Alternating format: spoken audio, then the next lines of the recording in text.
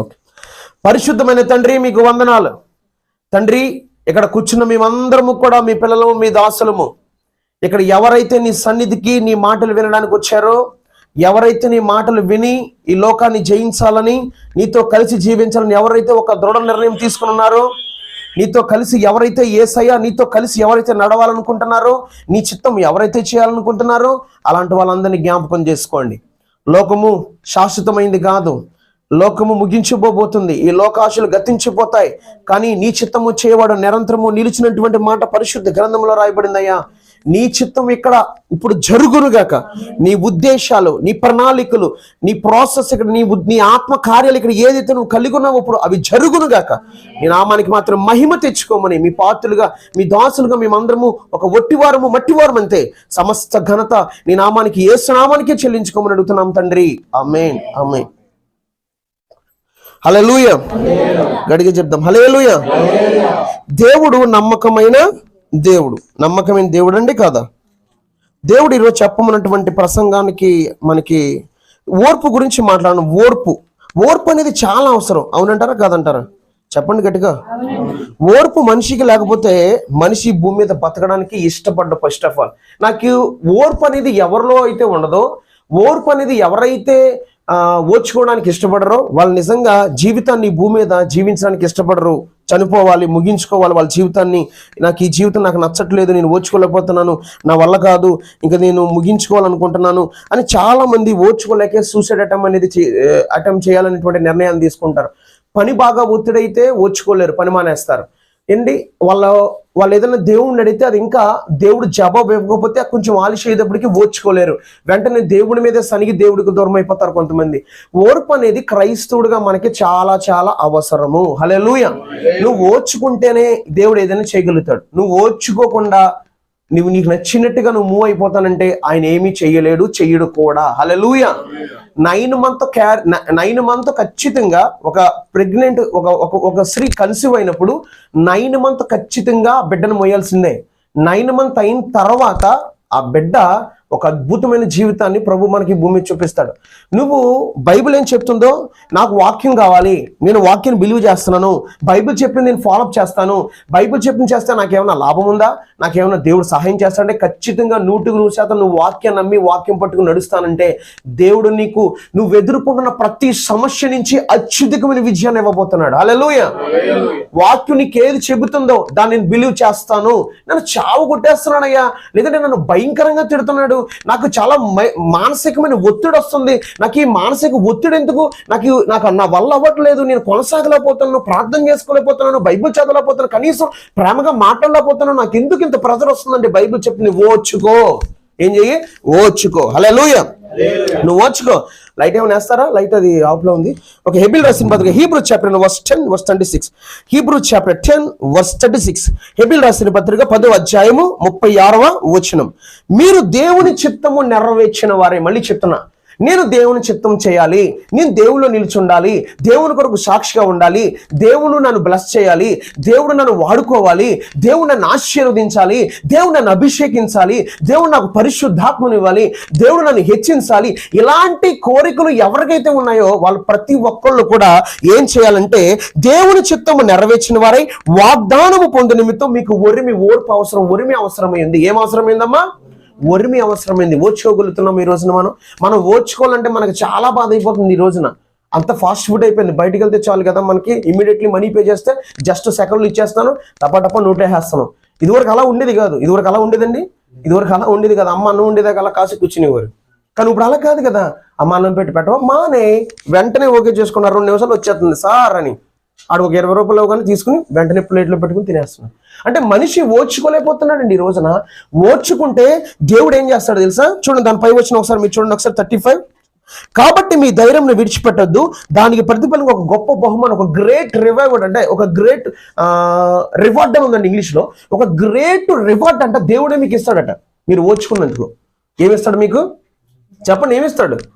ఒక great reward. మీరు ఓర్చుకోవాలి, మీరు దేవుని చిత్తం చేయాలి. నేను దేవుడు నిలుచుండాలనుకుంటున్నాను, దేవుని కొరకు బ్రతకాలనుకుంటున్నాను, దేవుడు నన్ను నిలబెట్టాలి, పడిపోయినటువంటి నా గుడారాన్ని మళ్ళీ తిరిగి నిలబెట్టాలి అని అనుకుంటే కనుక ఓర్చుకోవాలి. హల్లెలూయా.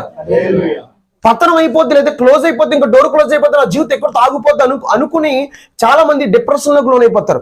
నువ్వు ఎలాంటి పరిస్థితుల్లో ఉన్నా, ఎలాంటి ఇరుకులో ఉన్నా, ఎలాంటి సమస్యలో ఉన్నా దేవుడికి అవేమి పెద్దవి కాదు, పెద్ద సమస్య కానే కాదు. హల్లెలూయా.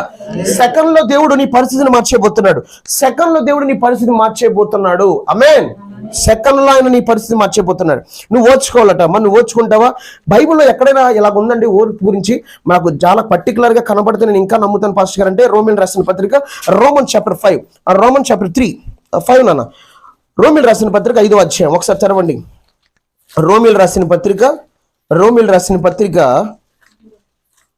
3వ అధ్యాయము.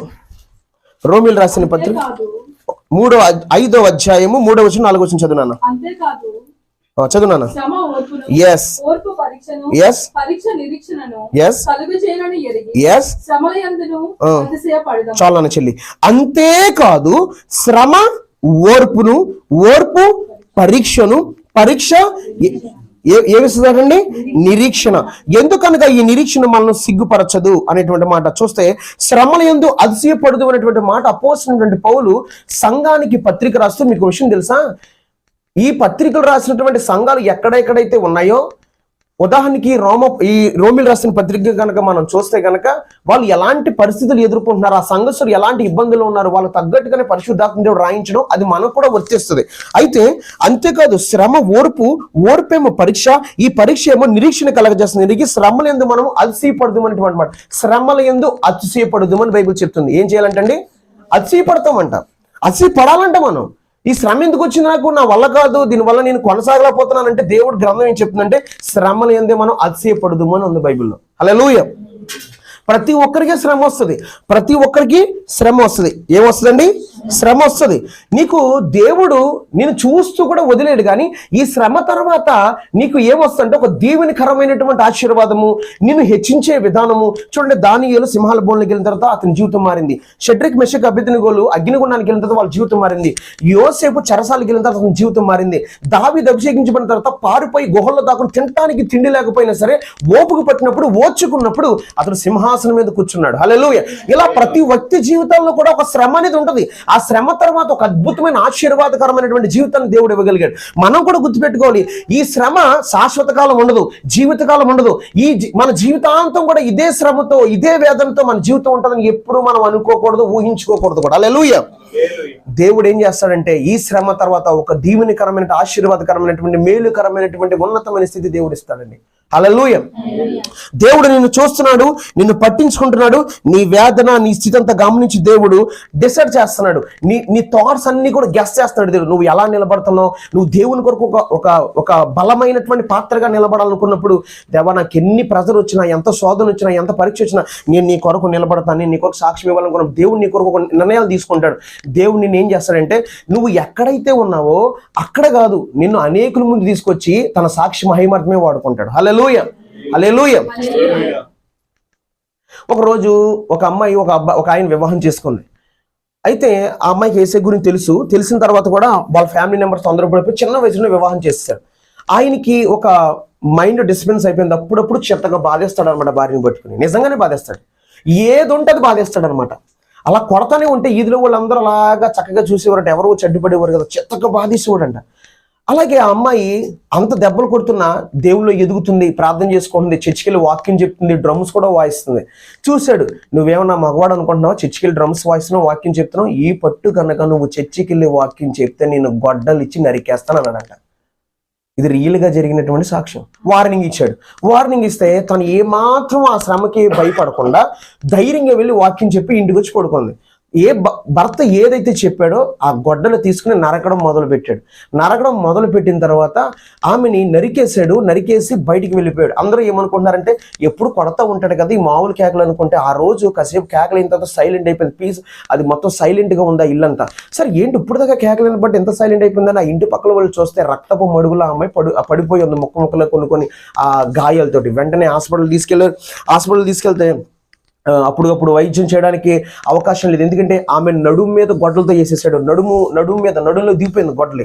నడుములో దిగిపోయిన తర్వాత ఆ మొత్తం ఎక్కించాలంటే గనక ఆ నడునికి పనిచేయట్లా. 3 సార్లు చేశారట. ఆ అమ్మాయిని, ఇరిగిపోయిన నోడాన్ని, పడుకున్న అమ్మాయిని ఇలా లేపేసి డాక్టర్లు ఇండిషన్ చేస్తే కుర్రో ముర్రో ఓ పెద్ద పెద్ద కేకలు వేసేస్తుందంట హాస్పిటల్ అంతా. అయినా సరే ఇండిషన్ ఎక్కలేదు కదా, మొత్తం మీద ఇండిషన్ ఎక్కపోయేసరికి ఇంకా మిలిటరీ ఇంకా వైద్యం చేయాలని చెప్పి 85 కుట్లు వేశారు అమ్మాయికి. ఎన్నండి? 85 కుట్లు వేసిన తర్వాత అమ్మాయి బాడీ అంతా పాయిజన్ అయిపోయింది. అంత పాయిజన్ అయిపోయింది, చీమ్ పట్టేసినట్టు అయిపోయి ఇంకా చచ్చిపోయే స్థితికి డాక్టర్ అన్నాడు, ఈ అమ్మాయి చనిపోద్ది, ఇంకా ఐఎమ్ సారీ, ఇంకా మీరు బయట పెట్టండి ఈ డెడ్ బాడీ, ఈ అమ్మాయిని అని చెప్పి బయట పొడుగు పెట్టేస్తే ఈగలన్నీ కూడా వాళ్తున్నాయి. అలాంటి సమయంలో ఏం జరిగిందంటే సంఘం అంతా వచ్చింది.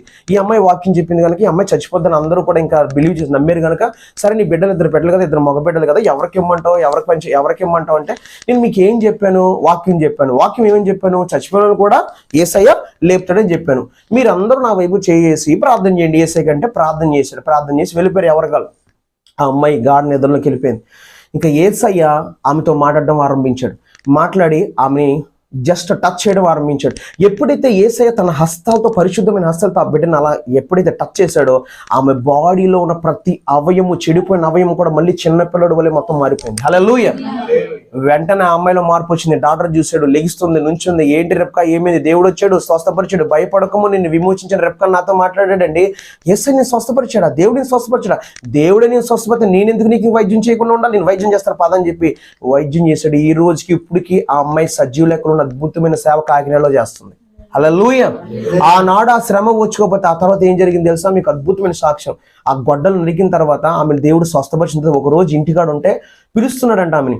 ఏంటి నా చిన్న బిడ్డ పిలుస్తున్నాడా? ఇప్పుడే కదా వాడు చక్కబెట్టాను పనులను ముగించుకుని అంటే యేసయ్య ఆమెను పిలుస్తున్నాడు. ప్రభువా అంటే ఆయన ఆమె దగ్గరకు వచ్చి ఆయన స్వహస్తాలతో ఆమెను అభిషేకించి, నేను అభిషేకిస్తానని చెప్పి అభిషేకించి అద్భుతంగా ఆమెను సాక్ష్యం నిలబెట్టి వాడుకున్నాడు యేసయ్య. నువ్వు ఓర్చుకుంటే నీకు రేపేం జరుగుతుందో తెలియదు, ఎల్లుండి ఏం జరుగుతుందో తెలియదు. I don't know. నువ్వు ఖచ్చితంగా నిలబడ్డావా, దేవుడు నీ కొరకు అద్భుతమైన నిర్ణయాలు తీసుకుంటాడు. హల్లెలూయా. నీ బిడ్డను వదలవు కదా, నీ బిడ్డను వదిలేస్తామండి, నీ బిడ్డను వదలవు కదా, దేవుడు నిన్ను వదిలేస్తాడా? మనమైన కొన్నిసార్లు మన బిడ్డను వదిలేస్తామేమో కానీ, స్త్రీ తన గర్భంలో చంటి పిల్లను మరిచిన వారైనా మర్చిగా నేను మరువను, ఆయన మాత్రం నిన్ను మరిచిపోడు. నేను మర్చిపోతాడా? నేను మర్చిపోయేవాడు కాదు. అందుకని దేవుని చిత్తానికి నువ్వు లోపడినప్పుడు దేవుడు నేను బ్లెస్ చేస్తాడు. నువ్వు ఓర్చుకున్నప్పుడు దేవుడు ఒక గ్రేట్ రివార్డ్ నీకు ఇవ్వబోతున్నాడు. నువ్వు ఓర్పు కలిగి ఉన్నప్పుడు, నువ్వు సహనం కలిగి ఉన్నప్పుడు, నువ్వు నిరీక్షణ కలిగి ఉన్నప్పుడు దేవుడు నీకు ఏం చేస్తాడు తెలుసా? పరిశుద్ధాత్మను కూడా ఇవ్వబోతున్నాడు. ఎలా ఉంది అందులో చూడండి ఒకసారి, బైబిల్ ఏం చెప్తుందో. అంతేకాదు శ్రమ ఓర్పు పరీక్ష నిరీక్షణ కలగజని ఎరిగి శ్రమలందు అతిశయపడదుము. ఎందుకనగా ఈ నిరీక్షణ మనల్ని సిగ్గుపరచదు, మనకు అనుగ్రహింపబడిన పరిశుద్ధాత్మ ద్వారా. ఏం చెప్పండి? మనకు అనుగ్రహింపబడిన పరిశుద్ధాత్మ ద్వారా దేవుని ప్రేమ మన హృదయంలో కుమ్మరింపబడి ఉన్నది. హల్లెలూయా. ఈ శ్రమలో ఉన్నప్పుడు, ఈ ఓర్పులో ఉన్నప్పుడు పరిశుద్ధాత్మ దేవుడు ఏం చేస్తాడంటే నీ హృదయంలో దేవుని ప్రేమను కుమ్మరించేస్తాడంట. హల్లెలూయా. చచ్చిపోతాం అనుకుంటున్నావా? ఏంటి ఇలాంటి నిర్ణయాలు తీసుకుని? ఏమొద్దు, దేవుని ప్రేమ అంటే అలా కుమ్మరిస్తా ఉంటాడంట. ఆ ప్రేమ కుమ్మరించినప్పుడు ఏమొద్దంటే ఆటోమేటిక్ గా నీ జీవితంలోకి ఆయన కార్యాలు చేయడం ఆరంభిస్తాడు. హల్లెలూయా. నీ జీవితంలో కార్యం చేయాలని ఆశపడుతున్నావా? నీ జీవితంలో దేవుని యొక్క కృప పొందుకొని ఆశపడుతున్నావా? దేవుడు నిన్ను హెచ్చించాలని, నిన్ను మార్చాలని, ఒక మహిమకరమైన పాత్రగా తన సాక్షాత్మే నేను దేవుడు నిలబెట్టాలనుకుంటున్నాడు. దేవుడు every person God can use. ప్రతి వ్యక్తిని దేవుడు వాడుకోగలడు. హల్లెలూయా. ఎవరినైనా సరే వాడుకోగలడు. నువ్వు నిలబడ్డావా, నువ్వు ఓర్చుకున్నావా, నువ్వు నిరీక్షణ కలిగి ఉన్నావా, దేవుని కొరకు నిలబడితే దేవుడు నేను అద్భుతంగా ఆశీర్వదిస్తాడు. హల్లెలూయా. దేవుడు నేను ఆశీర్వదిస్తాడు. మా నాన్నగారు ఉన్నారు కదా ఇక్కడే, నేను పైన వెళ్ళి ప్రార్థన చేస్తున్నాను ఎవరికో, అప్పుడు వీళ్ళు మారలేదు. ప్రభు ప్రేరేపణ చెప్తున్నాను. ఒక అల్యూమినియం గొట్టం తీసుకొచ్చి నన్ను బెదిరించాడు, రా అని. నాకు ప్రేరేపణ వస్తుంది, పరిశోధన నువ్వు కింద దిగిపోని. కింద దిగిపోయిన తర్వాత నన్ను ఒక 4-5 దెబ్బలు కొట్టేశాడు దాంతోనే. అది మొత్తం బెండ్ అయిపోయింది. ఎందుకు చెప్తున్నానంటే ఆ తర్వాత నేను భాషలతో మాట్లాడుతున్నాను అన్నమాట, టంగ్స్తో మాట్లాడుతుంటే ఈయనకి అర్థం కాదు కదా, ఒక లోక సంబంధమైన ఓడి వదిలేడు అనమాట. అది నేను చెప్పను మీకు. అది ఒక ఎదురు బద్ద, అదేంటిది ఎదురు కర్ర తీసుకొచ్చి తల బదులు కూడా వచ్చాడు నా దగ్గరికి. మా అమ్మగారు కూడా ఇక్కడ మీరు అడగొచ్చు. కానీ దేవుడు దాన్ని చూస్తూ ఊరుకున్నాడా? ఆ శ్రమ తర్వాత, ఆ ఓర్పు తర్వాత దేవుడు నా జీవితంలో అనేక కార్యాలు చేశాడు. హల్లెలూయా. ఏంటి శ్రమ, ఏంటి శోధన అని నేను ఓర్చుకోకపోతే, ఒకవేళ దేవుడిని విడిచి వెన్నిపెట్టి ఉంటే మీరు అడగొచ్చు, ఎదురు బర్ర ఇచ్చిన తలకి మీద కొరతకు వచ్చాడు ఆయన. దేవుడు నన్ను కొట్టనిచ్చాడా? దేవుడు నన్ను అపవాదకు అప్పగించేలా చేశాడా? ఇలాంటి నేను ఎందుకు చెప్తున్నానండి తెలుసా? నువ్వు కూడా ఇలాంటి అనుభవాల్లో ఉన్నట్టున్నావు, ఇలాంటి అనుభవాలు కూడా నువ్వు ఫేస్ చేస్తున్నట్టున్నావు. ఎందుకు రా బాబు ఈ బ్రతుకనుకున్నావేమో కాదు. దేవుడు నీ కొరకు ఒక మంచి నిర్ణయాలు తీసుకుని సిద్ధంగానే ఉన్నాడు ఆల్రెడీ ఆయన. నీ కొరకు నీ లైఫ్ అంతా కూడా డిజైన్ చేసి ఒక బుక్ లో పొందుపరిచాడు. నువ్వు నిలబడినప్పుడు ఒక్కొక్క పేజీ ఓపెన్ చేసి నీ జీవితంలో దాన్ని ఫుల్ఫిల్ చేసుకుంటూ వెళ్తాడు ముందుకి. హల్లెలూయా. దాన్ని ఆల్రెడీ ప్రిపేర్ చేసి ఉంచాడు. నువ్వు నిలబడ్డావా, నీ కొరకు రాసినటువంటి ఆ పేజ్ని అలా ఓపెన్ చేసి దాన్ని నీ జీవితంలో ఫుల్ఫిల్ చేస్తాడు. నెక్స్ట్ వన్ నీ జీవితంలో రాసింది మళ్ళీ డిజైన్ చేసినంత కూడా నెక్స్ట్ వన్ మళ్ళీ ఇంకో పేజీ ఓపెన్ చేస్తాడు. అంచెలంచెలుగా నీ జీవితాన్ని మార్చేస్తాడు. హల్లెలూయా. నీ కొరకు దేవుడు ఆల్రెడీ కూడా పొందుపరిచించాడు కొన్ని విషయాలు, అన్ని రాసించాడు. ఈ సమయానికి బిడ్డకి ఇలా చేయాలి, ఈ సమయానికి బిడ్డకి ఇలా చేయాలి, ఈ సమయానికి బిడ్డకి ఇలా చేయాలి, ఈ బిడ్డ నేను ఆశీర్వదించాలనుకున్నా, నా మహిమార్థం ఈ బిడ్డకి తలాంతి ఇవ్వాలనుకున్నా, నా మహిమార్థం ఈ బిడ్డని ఇలా నిలబెట్టాలనుకున్నా, దేవుడు అన్ని కూడా ఆయన డిసైడ్ చేసి ఉంచాడు. అది నీ నమ్మకత్వాన్ని బట్టి, నీ యథార్థాన్ని బట్టి, నీ పరిశుద్ధిని బట్టి దేవుడు ఏ సమయంలో ఆ సమయానికి ఆ పేజీ ఓపెన్ చేసుకుంటూ అది నీ జీవితంలో ఫుల్ఫిల్ చేసి ఆయన మహిమ పొందుతాడు. హల్లెలూయా. దేవుడిని నేను మర్చిపోలా, దేవుడిని నేను విడిచిపెట్టలా. దేవుడు నిన్ను విడిచిపెడితే అసలు ఈ పాటికి నువ్వేమైపోతావు? దేవుని నేమాత్రం విడువడు, ఎడబాయుడు. ఆయన నిన్ను విడువడు. అది అబద్ధమా సత్యమా? మరి దేవుడు విడిచిపెడతాను నేను? దేవుడు నేను ఎడబాస్తాడా? అమ్మో ఈయన కష్టాల్లో ఉన్న చాలా టఫ్గా ఉంది బాబు, ఈ కష్టాల్లో నీతో పాటు నేను ఎడవాలా, ఎందుకు వచ్చిన బాధ నాకు అనుకోడు. నువ్వు కన్నీరు విడిస్తే ఆయన కన్నీరు విడిచేస్తాడు. అక్కడ ఎలా చెప్తున్నాం మనం కన్నీరు విడిస్తే ఆయన కన్నీరు విడిస్తాడని? ఒకరోజు దారంట నడుచుకుంటూ వెళ్తుంటే చూశాడు. అప్పటికి భర్త చచ్చిపోయాడు. అరే భర్త చచ్చిపోయాడు, ఉన్న కొడుకు చచ్చిపోయాడు. ఓ బోర్డు మీద ఏడ్చేస్తుంటే చూసి ఆయన ఏడుపు వచ్చేసి దగ్గరికి వెళ్ళిపోయాడు. ఏమల్లా వెళ్ళిపోయి ఆ పాడిని ముట్టుకున్నాడంట. ముట్టుకుంటే చచ్చిపోయిన వాడు కొడుకు లెగిసి కూర్చుంటే ఆ తల్లికి అప్పగించి వెళ్ళిపోయాడు. హల్లెలూయా. దేవుడికి నీ పరిస్థితి తెలుసండి. దేవుడు నువ్వు ఎదుర్కొన్న ప్రతి సమస్య గురించి కూడా దేవుడికి తెలుసు. అందుకే దేవుడు నీ చుట్టూ కంచి వేసి అనేక పర్యాయాలు వాక్యం ద్వారా మాట్లాడుతూ ఆయన నీతో ఉన్నాడని, నీతో మాట్లాడుతున్నాడని, నువ్వు అడిగింది ఆయన వింటున్నాడని అనేక సూచనలు నీకు ఇస్తున్నాడు. అందుకే హల్లెలూయా. నువ్వు చేసిన ప్రార్థన పరలోకం వెళ్తుంది. పరలోకంలోంచి దేవుడు నిర్ణయాలు తీసుకుని ఏదో రకంగా నీతో మాట్లాడుతున్నాడు. అప్పుడు నీకేం అర్థం అవ్వాలంటే దేవుడు నా గురించి పట్టించుకుంటున్నాడు. హల్లెలూయా. దేవుడే నా గురించి పట్టించుకుంటే నా జీవితం ఖచ్చితంగా మారుతుంది. హల్లెలూయా. నా జీవితం ఖచ్చితంగా మారుతుందా మారదా? మారిపోద్దా యేసయ్య పట్టించుకుంటే. హల్లెలూయా. యేసయ్య పట్టించుకున్నాడు నీ గురించి పట్టించుకున్నాడు కనుక అనేక పర్యాలు నీతో మాట్లాడాడు. ప్రియబిడ్డ, ఈ రోజు కూడా ఓర్పు గురించి ఓర్చుకో. నువ్వు ఎలాంటి పరిస్థితి గుండా వెళ్తున్నా, ఎన్ని మాటలు వస్తున్నా, ఎన్ని ఇరుకులు ఇబ్బందులు ఎదురవుతున్నా, దేవుడు ఆషామాషిగా నిన్ను బ్లెస్ చేశాడు. చూడండి ఒకసారి, దేవుడు ఆషామాషిగా బ్లెస్ చేశాడు అన్న దానికి ఒక సూచన మీకు నేను చూపిస్తానేనండి. ఎంతమంది నవ్వుతున్నారు ఈ మాట? హల్లెలూయా. అయితే నేను ఒక పాట రాశాను. ఇది రాస్తాను నేను ఎప్పుడు ఊహించలా. ఎందుకో పరిశుద్ధ నాకు ప్రేరణ వస్తుంది. నేను అందుకే దేవుని ఆత్మ నీరు కనిపెడతాను. ఆయన చెప్పమంటే నేను ఏదైనా చెప్తాను.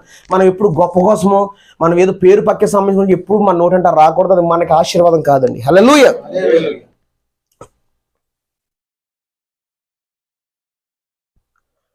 హల్లెలూయా. శ్రమలో తోడై నన్ను హెచ్చించిన నా యేసయ్య. ఎప్పుడు తోడై ఉన్నాడట? శ్రమలో తోడై హెచ్చించిన నా యేసయ్య. నీ కృపయే నన్ను స్థిరపరచెను నీ సేవలో. ఎందులో స్థిరపరిచింది? సేవలో. పడదామా? శ్రమలో తోడై హెచ్చించిన నా యేసయ్య. నీ కృపయే నన్ను స్థిరపరచెను నీ సేవలో. వాగ్దానములే నా దర్శనమాయేనే. నీకు ఇచ్చిన వాగ్దానాలే నువ్వే దర్శనం చేసుకుని చూడాలి. నీకు ఇచ్చిన వాగ్దానము దేవుడు నాకు ఈ వాగ్దానం చేశాడు, ఫుల్ఫిల్ చేస్తాడు. ఒక రోజు నేను ఒక ఎంప్లాయ్గా, ఒక గవర్నమెంట్ ఎంప్లాయ్గా నేను ఈ భూమి మీద వర్ధిల్లబోతున్నాను. దేవుడు నన్ను ఆశీర్దిస్తాడు. దేవుడు నన్ను అనేకులు నన్ను సాక్షి నిలబెడతాడు. ఏ ప్రామిస్ అయితే నీకు ఇచ్చాడో దాన్ని ఒక దర్శనంగా చేసుకోవాలి. ఏం చేసుకోవాలండి? ఒక దర్శనంగా చేసుకోవాలి. వాగ్దానములే నా దర్శనమాయేనే. నీ ప్రేమతో నన్ను నీ త్రోవలో నడిపినావు. నీ ప్రేమతో నన్ను నీ త్రోవలో నడిపినావు. నా దీన స్థితిని ఎరిగినవాడా, నా దీన స్థితిని ఎరిగినవాడా. నీ పిలుపే నన్ను ఘనుడుగా మార్చేనాయ. ఎలా మార్చిందంటండి? ఆయన పిలుపు, యేసయ్య పిలుపు నన్ను ఎలా మార్చింది? ఘనుడుగా. పడదామా? నా దీన స్థితిని ఎరిగినవాడా. నా దీన స్థితి ఎవరు తెలుసు? మీకు తెలుసా? పాస్టర్ గారు భోజనం చేశారో లేదో, పాస్టర్ గారి దగ్గర ఆఫరింగ్ ఉందో లేదో, బయటకు వెళ్తానికి కనీసం చార్జీ డబ్బులో లేవో మీకు తెలియదు. కానీ ఎందుకు చెప్తున్నానంటే మన దేని స్థితి దేవుడికి తెలుసు. హల్లెలూయా. నా దీన స్థితిని ఎరిగిన వాడా, నీ పిలుపే నన్ను ఘనుడుగా మార్చేనయా. ఆయన పిలుపు నన్ను ఎలా మార్చింది? ఈ పాట రాయడానికి ఎన్ని సంవత్సరాలు పెట్టింది? 2000 లాస్ట్ ఇయర్లో నేను రాశానండి ఈ పాట. 2014 నుంచి నేను ప్రభువుని వెంబడిస్తాను. లాస్ట్ ఇయర్లో పరిశుద్ధాత్ముడు ఈ పాట రాయించారు అక్టోబర్ నెలలో. కొంత సమయం పడదు కానీ ఆ తర్వాత నీ జీవితం అనేకులకు దీవెనకరంగా ఉంటుందండి. హల్లెలూయా. నువ్వు ఓర్చుకుంటావా? నాకు ఎన్నో బాధలు, ఎన్నో ఇబ్బందులు. మా తల్లిదండ్రులు మీరు కూర్చోబెట్టి ప్రత్యేకమైన ఇంటర్వ్యూ చేయండి, కావాలంటే మీకు అవకాశం ఇస్తారు. ఇద్దరు కూడా మీకు 1 గంట 2 గంటలు కూర్చుని మాట్లాడండి, ఎలా జరిగింది ఏంటని అనేకమైన సాక్ష్యాలు వాళ్ళు చెప్తారు. అప్పుడు మీకు అర్థమవుద్ది, బ్రదర్ ఈ రోజు ఇలా వాడబడుతున్నాడు అంటే ఇలా ప్రత్యేకమైన తలంతో దేవుని కృప, నెక్స్ట్ దేవుని చిత్తం ఎలా జరిగింది బ్రదర్, మీకు అర్థమవుతుంది. ఒక అవగాహన అనేది ఉండాలి కదా. మీకు ఏం తెలియదు అనుకోండి, మీకు తెలియదు కదా. చూడండి, అందుకనే పడదమా, నా దీన స్థితిని ఎరిగిన వాడా, నీ పిలుపే నన్ను ఘనుడుగా మార్చేనయా. ఆయన నిన్ను పిలిస్తే ఘనుడుగా మారిపోద్ది నీ జీవితం. నువ్వు ఎవరివైతే నాకేంటి ఐ డోంట్ నో, ఆయన నిన్ను పిలిచాడనుకో, నువ్వు ఎలాంటి పరిస్థితుల్లో ఉన్నా సరే ఓర్చుకుని ప్రభు వైపే చూస్తున్నావు అనుకో, యేసయ్య నిన్ను పిలవబోతున్నాడు. యేసయ్య నిన్ను పిలవబోతున్నాడు. యేసయ్య పిలిచాడా, నీ జీవితము ఒక ఘనత నిమిత్తమే మారిపోద్దండి. ఎలా మారిపోద్ది? ఘనత నిమిత్తం. రెబ్కాకను పిలిచాడు, భర్త చంపేసినా ముక్కముక్కలుగా కొట్టేసి వెళ్ళిపోయినా కానీ దేవుడు పిలిచాడు కనుక దేవుడు ఒక ఘనమైన పాత్రగా వాడుకున్నాడు. దేవుడు నిన్ను పిలవబోతున్నాడు, దేవుడు నిన్ను ఆశీర్వదించబోతున్నాడు, దేవుడు నిన్ను తన మహిమార్థమే ఒక బలమైన పాత్రగా వాడుకోబోతున్నాడు. నేను తప్పు చేశాను, నా జీవితం ఎలా అయిపోయింది, నేను సరిదిద్దుకున్నాను, దేవుడు నన్ను బ్లెస్ చేశాడు. నువ్వు కూడా దేవునితో నడవాలనుకుంటే కనుక నేను ఒక హెచ్చరికమైన ఒక పాత్రగా నేను అనేకలో నిలబెట్టబోతున్నాడు. హల్లెలూయా. నిలబడతావా? మరి దేవుని కొరకు చేస్తావా? అందుకే యాకోబును ఇజ్రాయేలుగా, యాకోబును ఎలా మార్చాడు? ఇజ్రాయేల్. యాకోబును ఇజ్రాయేలుగా మార్చిన వాడ, ఒంటరైన నన్ను బలమైన జనముగా చేసితివి. ఏం చేశాడు? ఒంటరైన నన్ను బలమైన జనముగా చేసితివి, దేశ ప్రధానులతో నన్ను నిలబెట్టిన నా యేసయ్య. ఎవరితో నిలబెడుతున్నాడు? దేశ ప్రధానులతో. దేశ ప్రధానులతో నన్ను నిలబెట్టిన నా యేసయ్య, నన్ను నడుపుమయా గమ్యము వరకు. ఎప్పుడు దాకా? నన్ను నడుపుమయా గమ్యము వరకు. పడదమా, శ్రమలో తోడై హెచ్చించిన నా యేసయ్య, నీ కృపయే నన్ను స్థిరపరచెను నీ సేవలో. నాకు తోడుగా ఉన్నట్టుగా మీ అందరికీ మీ శ్రమలో తోడుగా ఉన్నాడు దేవుడు. మీకు కూడా తోడుగా ఉన్నాడు. నన్ను స్థిరపరిచినట్టుగా మిమ్మల్ని కూడా దేవుడు తన చిత్తానుసారంగా స్థిరపరచబోతున్నాడు. హల్లెలూయా. మీరు నమ్మితే గట్టిగా స్తోత్రం చెప్పండి ఆయనకి. హల్లెలూయా. అందుకే విచారణ పడదామా, శ్రమలో తోడై హెచ్చించిన, నీకు నువ్వు చెప్పు, శ్రమలో తోడై హెచ్చించిన, నన్ను హెచ్చించబోతున్నావు, నా జీవితం మారిపోతున్నాయా, ఈ శ్రమలో నువ్వు నాకు తోడుగా ఉన్నావు అని చెప్పు. యథార్థంగా చెప్పు, నమ్మికని చెప్పు, విశ్వాసంతో చెప్పు, అయ్యా నాకు ఈ శ్రమలో నువ్వు తోడే ఉన్నావు, ఈ శ్రమలో తోడే ఉండమే కాదు నన్ను హెచ్చించబోతున్నావు. అందుకే శ్రమలో తోడై హెచ్చించిన నా యేసయ్య, నీ కృపయే నన్ను స్థిరపరచెను నీ సేవలో. ఆయన కృప నిన్ను స్థిరపరచబోతుంది ఆయన చిత్తానుసారంగా. తొట్టిల్లిపోవద్దు, భయపడద్దు, ఆందోళన పడద్దు. నాకెందుకు దేవుడు, నేను వెళ్ళి ఇక్కడ మా ఇంటికి మార్నింగ్ వచ్చారు కుకింగ్ ఏదో ఉందని చెప్పి, నేను కింద కూర్చున్నప్పుడు కొంతమంది కొన్ని సూచనలు అడుగుతున్నారు. ఓర్పు గురించి నువ్వు మాట్లాడని చెప్తే దేవుడు నాకు ప్రేరేపిస్తే నీ మెసేజ్ మీ ముందు నేను తీసుకొచ్చాను. మీరు ఎవరు ఈ దేవుడిని అడిగారో నాకు తెలియదు. దేవుడు నాకు చెప్పడం మాత్రం కొంతమంది కొన్ని సూచనలు అడిగారంట, ఆయన అడిగారంట. మరి ఎవరు అడిగారో అది మీకే తెలియాలి, నాకైతే తెలియదు, ఐ డోంట్ నో. కానీ దేవుడు ఏం చెప్తున్నాడో మీకు మీరే గుర్తుపెట్టుకోండి. ఒకవేళ అలాంటి వాళ్ళు ఎవరన్నా ఉంటే సాక్ష్యం చెప్పి యేసయ్య కొరకు చెప్పమన్నారు, ఆయన కోసమే చెప్పమన్నారు. హల్లెలూయా. చూడండి, అందుకే దేవుడు నీ జీవితాన్ని మార్చిపోతున్నాడు. చిత్తమయ్య నాకు ఈ చరణం పాడమంటున్నారు. యాకోబును యాకోబు మోసగాడు, యాకోబు నువ్వు మోసగాడువయ్యా, కానీ దేవుడు అతను ఎలా మార్చాడు? ఇజ్రాయేల్. అందుకే యాకోబును ఇజ్రాయేలుగా జనముగా మార్చిన వాడ, ఒంటరైన నన్ను బలమైన జనముగా చేసితివి. నమ్ముతున్నావా నీ జీవితం మారుతుందని? ఒంటరైన నన్ను బలమైన జనముగా చేసితివి, దేశ ప్రధానులతో నన్ను నిలబెట్టిన నా యేసయ్యా, దేశ ప్రధానులతో నన్ను నిలబెట్టిన నా యేసయ్యా, నన్ను నడుపుమయా గమ్యము వరకు, నన్ను నడుపుమయా గమ్యము. వాడు అడుగు, నువ్వు శ్రమలో నీకు తోడే ఉంటాడు, నిన్ను స్థిరపరచబోతున్నాడు, నిన్ను గమ్యం వరకు నడిపించబోతున్నాడు. ప్రియ సహోదరి, ప్రియ my dear brother and sisters, hallelujah. నీకు నిజంగా నమ్మికుంచుంటే, నేనేమి బైబిల్ ట్రైనింగ్ తీసుకోలేదు, ఈ పాట ఎవరో హెల్ప్ తీసుకుని రాయలేదు, పరిశుద్ధాత్మ ప్రేరణ ద్వారా ఈ పాట రాయడం జరిగింది. హల్లెలూయా. దేవుడి నీ జీవితాన్ని మారుస్తాడు. నమ్ముతున్నావా? దేవుడి నీ జీవితాన్ని మారుస్తాడు. నమ్ముతున్నావా లేదా? నమ్మితే గనుక దేవుని స్తోత్రం చెప్దాం. హల్లెలూయా. దేవుడు నమ్మదగిన వాడు, దేవుడు అభిషేకించి వాడుకుంటాడు. నీ నోటంట మాటలు రాకపోయినా సరే, నువ్వు నిజంగా దేవుని కొరకు నిలబడితే నేను అభిషేకించి వాడుకుంటాడు. హల్లెలూయా. అలా చేస్తున్నాడు. ఎవడా బిడ్డ ఇలా వచ్చి, నువ్వు ఎలా వచ్చి పక్కన కూర్చోబెట్టి వెళ్ళరా వచ్చి, అయ్యి కర్ర ఇరిగిపోద్ది, సైలెంట్ గుడ్. డాన్స్ చేస్తున్నాడు, నేను వచ్చి ప్రార్థన లోపల స్టెప్లు వేస్తున్నాడు లోపల. మరి టీవీ చూస్తున్నాడో నాకు తెలియదు, కానీ ఇలా డాన్స్ చేస్తున్నాడు పక్కన వాళ్ళ మామ పక్క పెట్టుకుని. అది హల్లెలూయా. దేవుడు నమ్మదగిన వాడు, నిన్ను విడిచిపెట్టాడు ఎవరిని కూడా. పడదాం ఇంకో పాట. నీ ప్రేమతో నన్ను పిలచిన నా యేసయ్యా. పడదామా? నీ ప్రేమతో నన్ను పిలచిన నా యేసయ్యా, నీ అభిషేకమే నన్ను నిలబెట్టేనే నీ సేవలో, నీ అభిషేకమే నన్ను నిలబెట్టేనే నీ సేవలో, నీ ప్రేమతో నన్ను పిలచిన నా యేసయ్యా, నీ ప్రేమతో నన్ను పిలచిన నా యేసయ్యా. ఓచుకోనా నా ప్రియ సహోదరి, ప్రియ సహోదరు, నీ జీవితాన్ని కూడా ఇలా దీవెనకరంగా మార్చాలని ఆయన ఆశపడుతున్నాడు. ఇది నాన్న హల్లెలూయా. నువ్వు కూడా అనేక పాటలు రాయాలి, నీ జీవితంలో దేవుడు చేసిన కార్యాలు రాసి అనేకులు ఎదురు దేవుని మహిమపరచాలని ఆయన ఆశ. హల్లెలూయా. నువ్వు ఒక మూల పడిపోయినటువంటి ఒక వ్యక్తిగా ఉండడం దేవుని చిత్తం కాదు. ఓచుకో ఓచుకో ఓచుకో. దేవుడు పరిశుద్ధాత్మ ద్వారా దేవుని ప్రేమ నీ హృదయంలో కుమ్మరించబడబోతుంది. హల్లెలూయా. దేవుడు నమ్మదగిన వాడు.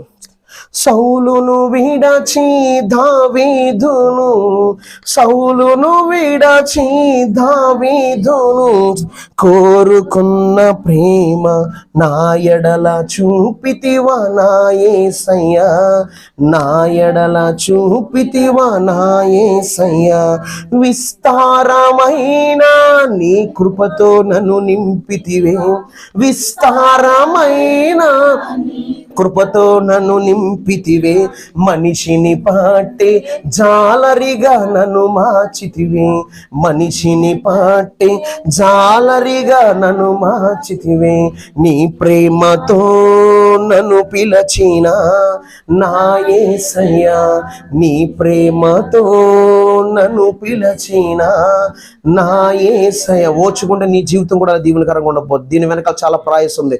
ఈ పాటలు రాయడం అంటే దేవుని ఆత్మ రాయించారు. ఈ పాటలు రాయడానికి ఇన్ని సంవత్సరాలు పట్టిందండి. ఒకప్పుడు నా జీవితం నవ్వుల పాలు, ఎగతాళి, భయంకరమైన మాటలు, అవమానాలు, నిందలు. కానీ దేవుడి విధంగా నా జీవితాన్ని మలుస్తాడు నేను ఇప్పుడు ఊహించాల. అందుకే నీ అభిషేకమే నన్ను నిలబెట్టేనే నీ సేవలో, నీ ప్రేమతో నన్ను పిలచిన నా యేసయ్యా, నీ అభిషేకమే నన్ను నిలబెట్టేనే నీ సేవలో, నీ త్రోవలో నన్ను నడిపిన నా యేసయ్యా, నీ త్రోవలో నన్ను నడిపిన నా యేసయ్యా, నా వాగ్దాన ఫలమును నా ఎడల నెరవేర్చితివి. నా వాగ్దాన ఫలాన్ని ఏం చేశాడు? నా ఎడల నెరవేర్చాడు. పడదామా? నా వాగ్దాన ఫలమును నా ఎడల నెరవేర్చితివి, నీ దర్శనమే నా స్థితి మార్చేనయా, నీ దర్శనమే నా స్థితి మార్చేనయా, రాజుల ఎదుట నన్ను నిలబెట్టెను నీ పాత్రగా, రాజుల ఎదుట నన్ను నిలబెట్టెను నీ పాత్రగా. ఆయన దర్శనమే నా జీవితం మార్చింది. రాజు ఎదుట నన్ను నిలబెట్టబోతున్న ఒక పాత్రగా. నీ దర్శనమే నా స్థితి మార్చేనయా, రాజుల ఎదుట నన్ను నిలబెట్టెను నీ పాత్రగా. ఎవరో గేట్ అనుకుంటా. రాజుల ఎదుట నన్ను నిలబెట్టెను నీ పాత్రగా. ప్రియదేవుని బిడ్డ, దేవుడు నిన్ను కూడా మారుస్తాడు. దేవుడు నీ పరిస్థితి కూడా మారుస్తాడు. ఇదే బేవాల్లో చిరిగిపోయిన బట్టలు వేసుకుని తిరిగిన నేను, ఏమీ లేని నేను దర్శించడానికి ముందు వాగ్దానం పొందుకున్న నా జీవితం ఏంటో నాకే తెలియని పరిస్థితి.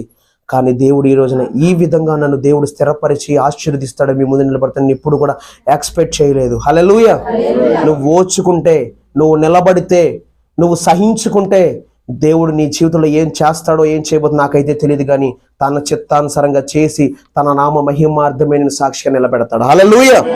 నీకు నిజంగా విశ్వాసం ఉంటే, దేవుళ్ళు నిలుచుంటే, దేవుని మీదే ప్రేమ, యేసు ప్రేమ మీద ప్రేమ ఉంటే గనక ఖచ్చితంగా నువ్వు నిలబడతావు. నిలబడితే నీ జీవితం కూడా ఇలా అనేకమైన పాటలు రాయడానికి ఇక్కడ ఉన్న ప్రతి ఎవ్రీవన్ చదువు లేకపోయినా సరే మీకు తన యొక్క వచనాలు తెలియచేసి మరి పరిశుద్ధాత్మ దేవుడు ఇతరుల ద్వారా రాయించగల సముద్రుడు ఆయన. హల్లెలూయా. దేవుడు నిన్ను జ్ఞాపకం చేసుకున్నాడు. ఓచుకుంటావా? ఇజ్రాయెల్ బ్రదర్ జీవితం ఇక్కడ ఏదో చక్కగా వచ్చి నిలబడి వాక్యం చెప్తున్నాడు, ఆయనకి ఏంటని అనుకోవద్దు. నా వెనకాల చాలా ప్రయాసం ఉంది, చాలా ఓచుకోమన్నాడు. కొన్నిసార్లు దేవుడు కూడా ఓచుకో ఓచుకో ఓచుకో. ఎన్నో దెబ్బలు, ఎన్నో నిందలు, ఎన్నో అవమానాలు, ఎన్నో బాధలు, అవన్నీ తర్వాత దేవుడు ఈ దీవెనికరమైన జీవితం నాకు కంటికి చూపిస్తున్నాడు. హల్లెలూయా. ఇది ఇంకా ప్రారంభమే ప్రారంభమే, ఇంకా బోల్డ్ ఉంది ఇంకా ముందు ముందు. హల్లెలూయా. దేవుడు నిన్ను బ్లెస్ చేస్తాడు, దేవుడు నిన్ను ఆశీర్వదిస్తాడు, దేవుడు తన కృప ద్వారా నిన్ను ఆశీర్వదిస్తాడు.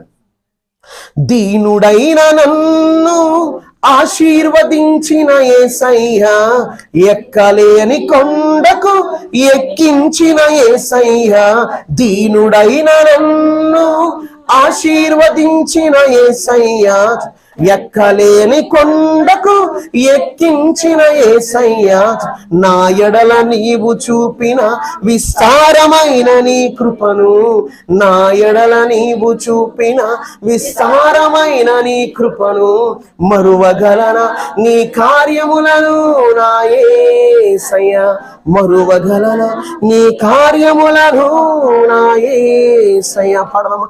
నా జీవితమంతా నీ వాగ్దానములతో నడిపించినావు, మరువక నా ఎడల నీ దయ చూపినావు. నా జీవితమంతా నీ వాగ్దానములతో నడిపించినావు, మరువక నా ఎడల నీ దయ చూపినావు. దీనుడైన నన్ను ఆశీర్వదించిన యేసయ్యా, ఎక్కలేని కొండకు ఎక్కించిన యేసయ్యా, దీనుడైన నన్ను ఆశీర్వదించిన యేసయ్యా, ఎక్కలేని కొండకు ఎక్కించిన యేసయ్యా. ఎవరి మాట బ్రతికిస్తుంది? మనిషి మాట బ్రతికించదు. అందుకే నీ మాటే నన్ను బ్రతికించెనయా, నీ ఆలోచనే నన్ను జీవింపచేసెనయా. బ్రతికించడం వేరు, జీవించడం వేరు, గుర్తుపెట్టుకోండి. అప్పటికప్పుడు బ్రతికించడం వేరు, జీవించడం వేరండి. అందుకే ఆయన మాట బ్రతికిస్తే ఆయన ఆలోచన నా పట్ల ఏదేందో అది నన్ను జీవించేలా చేసింది ఈ భూమి మీద. హల్లెలూయా.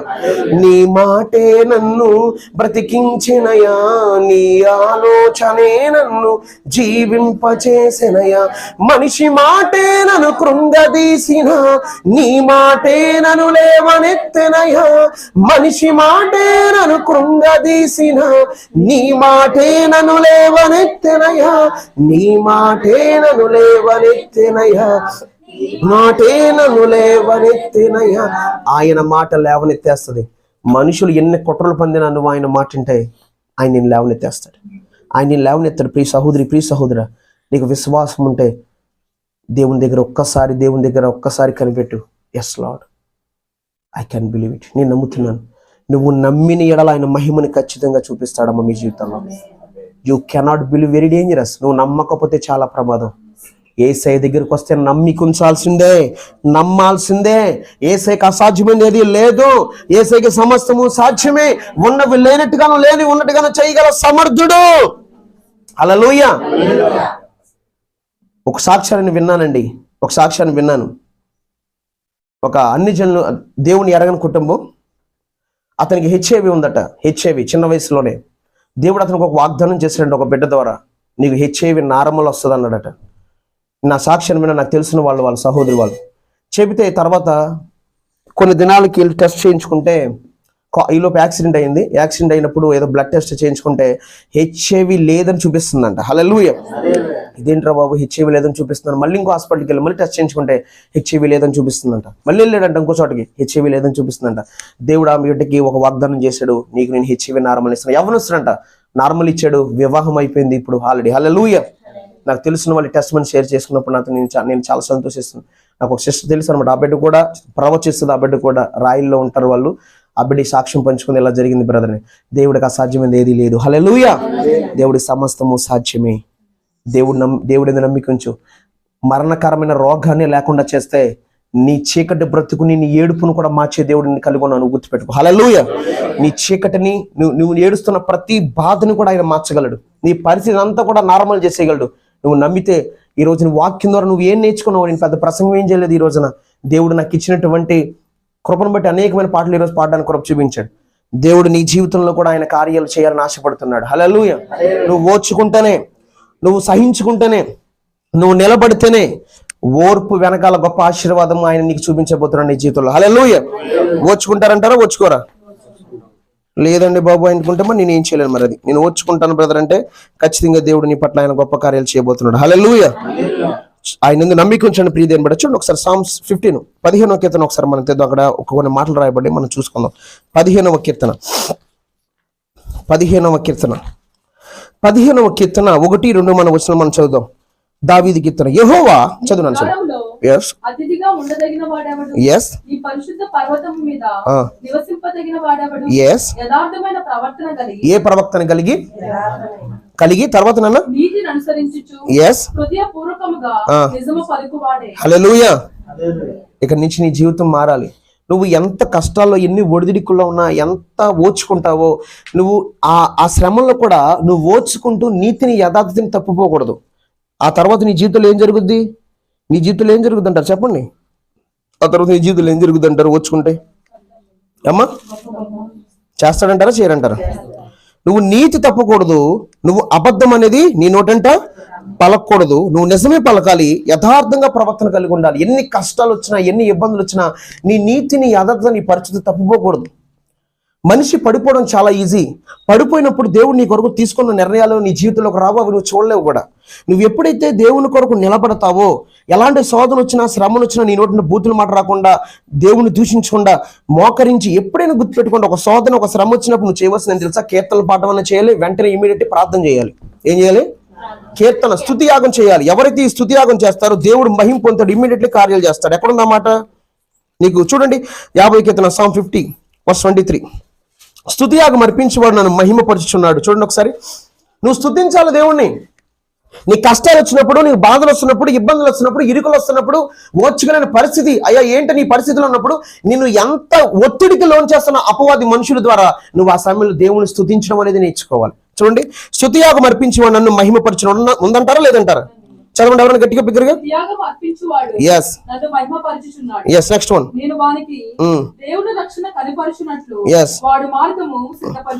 అది మీరు దేవుని మార్గాన్ని సిద్ధపరచుకుంటున్నారంట. రక్షణ, సాల్వేషన్.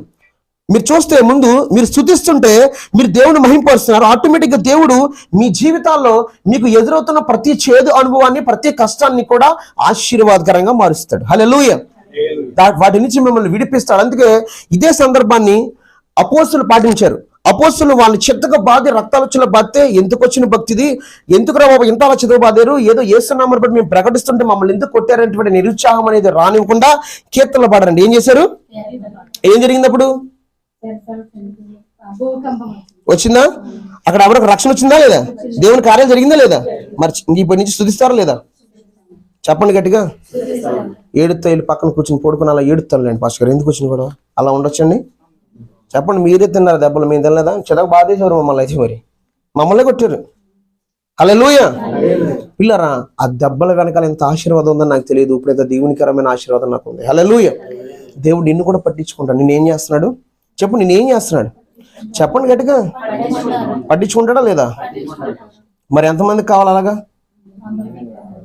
మరి పట్టించుకుంటా మరి ఇంక నిలబడతారా?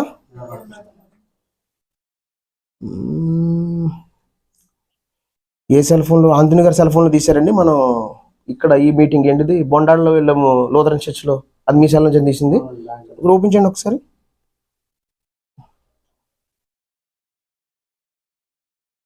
ఒకసారి ఓపించండి. దేవుడు నిన్ను పట్టించుకుని నీ జీవితాన్ని మార్చడానికి దేవుడు అద్భుతంగా దేవుడు డిజైన్ చేస్తున్నాడు. ఆ డిజైన్లో నువ్వు ఉన్నప్పుడు దేవుడు అండి నిన్ను ఒక ఘనత నిమిత్తమైన పాత్రగా చూపిస్తాడు. ఏ పాత్రగా అండి? ఘనత నిమిత్తమైన పాత్రగా ఉందండి. ఇక్కడ బొండల్లో మనం ఒకసారి చర్చిలో ఓపెన్ అవ్వలేనటువంటి చర్చ్ మనం వీడియో తీశారు కదా ఆయన.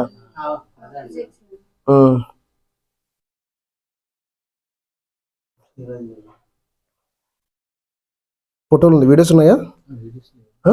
లేదు, వీడియో నా దాంట్లో, ఎవరి దాంట్లో ఉందిగా వీడియో? నా దాంట్లోనే అనుకుంటుంది. మీరు వీడియో తీశారు కదా నా గారు, ఇందులో తీశారు, నా సెల్లోనేగా. మరి కనపట్టలేదేంటి ఇందులో? వాట్సాప్లో తీశారా? చెక్ చేస్తాను ఒకసారి. దొరుకుద్ది. ఇక్కడే ఉంది ఆగండి.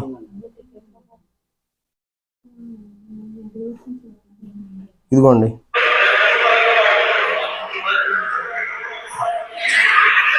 ఇది ఇంకా చర్చ్ ఓపెన్ అవ్వలేదండి. బొండాల్లో 3000 మంది పడతారు, కొత్త చర్చ్. నన్ను పైకెక్కించి నన్ను ప్రార్థన చేయమని ఆయన ఆశ్చర్యపోయినా తిన్నాను. ఎవరు నేను? దేవుడు మన జీవితాన్ని డిజైన్ చేస్తూ ఉంటాడు. మనం ఓపు పట్టినప్పుడు దేవుడు ఘనత నిమిత్తమైన పాత్రగా చూపిస్తాడు. వాళ్ళందరూ సంఘ పెద్దలు తీసుకెళ్లి పైనుంచి పెట్టారు ప్రార్థన చేయండి అని చెప్పి. అది కూడా